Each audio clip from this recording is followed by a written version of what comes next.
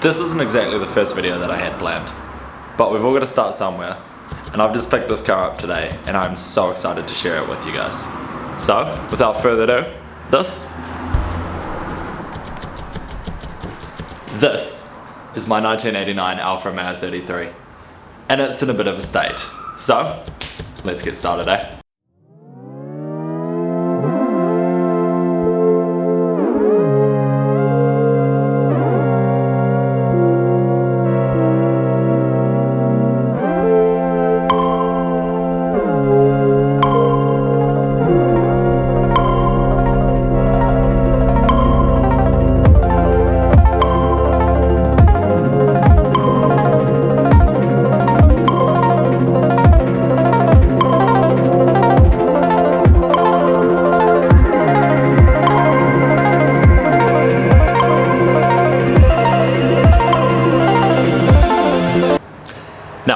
Luckily for me, the car did come complete, minus the carburetors. So, pretty good there. We've got a hilariously tiny Alfa key, hilariously rusty, and most importantly, we've got a back seat full of parts.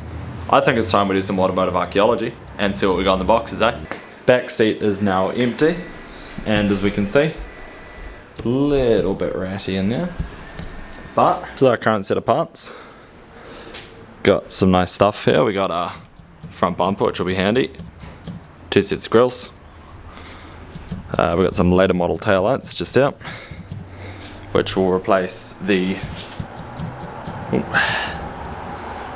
tatty looking ones over there. A couple other nice little things. We've got these little halo lights, good to have. Air filter cover, air filter, misc interior gauges and stuff. Got a couple of radiators. One of them's a little bit boofed, but that's okay. The next step is to get this passenger door open, because as you can see, got some stuff in there that I want to show you. But I would also just like to be able to get into my passenger door. Everything else so far seems to work. So, passenger door's our next shout. And then take the bonnet off and move that up, and we can start having a look at what's going on under the hood. Alright, so joining our parts haul, we've also got our nice original Alfa 33 wheel. Typical 80s squishy rubber stuff, you know, it is what it is. We've also got this lovely old beauty, doesn't really want to go back together. I'm going to guess out of something a bit older, like a Giulietta Junior maybe. Even the previous generation, like a 75 maybe. Wood's a bit knackered on it, unfortunately. Then we got the Italian Special sitting in the car at the moment. So we've got a few choices for when it eventually moves, I guess, because it's a little bit away from having to worry about that right now. Alright, next up is to remove this door card, see if we can pop the lock from the inside.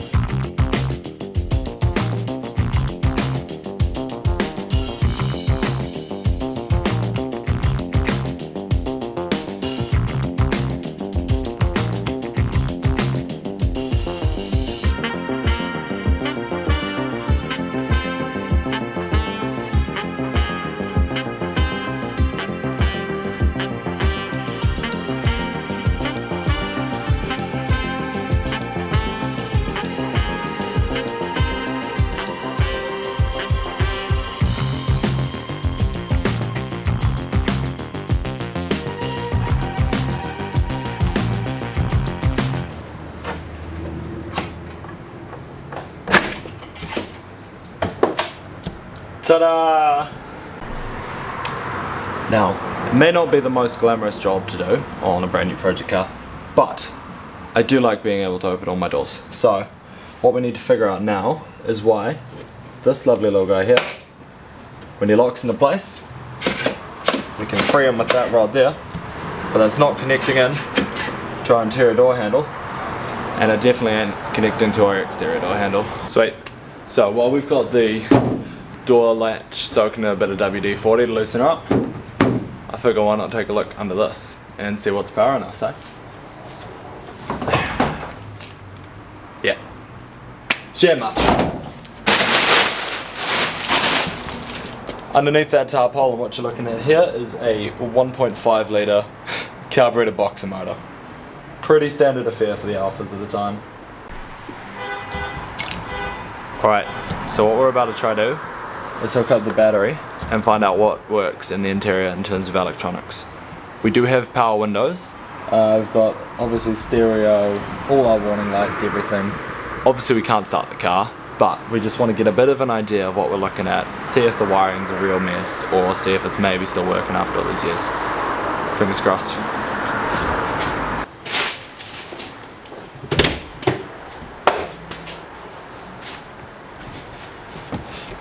Well, based on the noises and based on the lights on our dash, we seem to have something going. So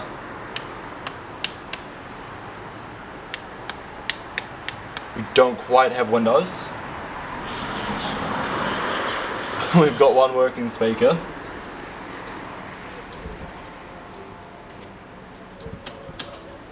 We do have lights illuminating on the dash for our high beams. All of our cluster backlighting works.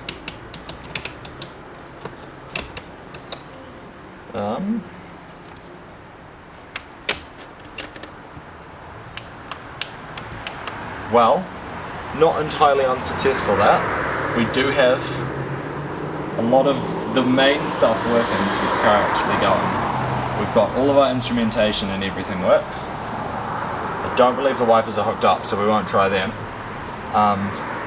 The main thing would probably be the windows. We would like the windows to be going because it might be freezing cold here in New Zealand at the moment, but summers get the opposite direction, so could be something handy to have.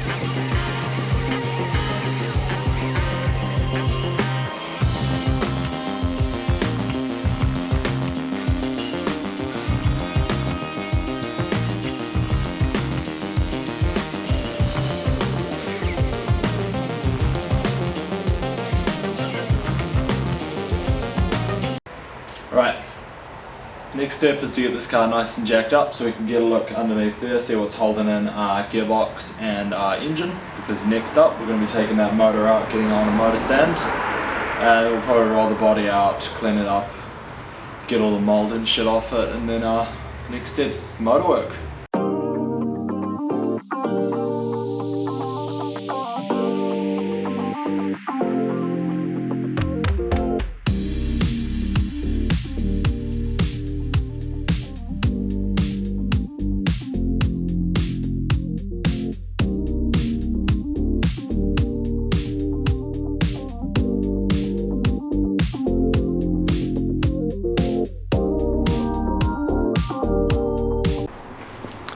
Alright, next up we go under. Got to get an idea of what it's going to be like to take the axles, exhaust, and the engine and gearbox out of this thing. Alright, under we go. So, drive shafts obviously. Whew. Calipers are looking a bit rusty in there. Of course, being an Alfa 33, it does move back to the outboard calipers, whereas the older ones had the calipers in there for a bit, which is quite cool. Was that like a couple of Allen heads, it looks like, holds those drive shafts in. Just a few bolts on each side for the exhaust, nothing major at all. It's always handy. This mount looks to already be a little loose. It's always handy. Chassis bracing stiffening we got there. And then the gearbox stretches all the way out the back here. So that there is linkage, bit of sound deadening, and then here's the back of our gearbox here. It's a big unit for a little motor. But the good news is, all looks relatively easy to access, and it doesn't look like there's going to be too much hidden nasties around when trying to get it out from under. So might be go to start dropping that exhaust, eh?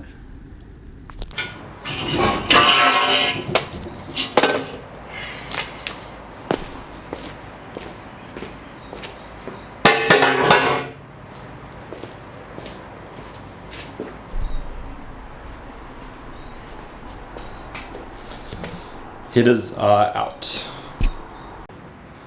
Well, that's about going to call it for the first day of work on this thing.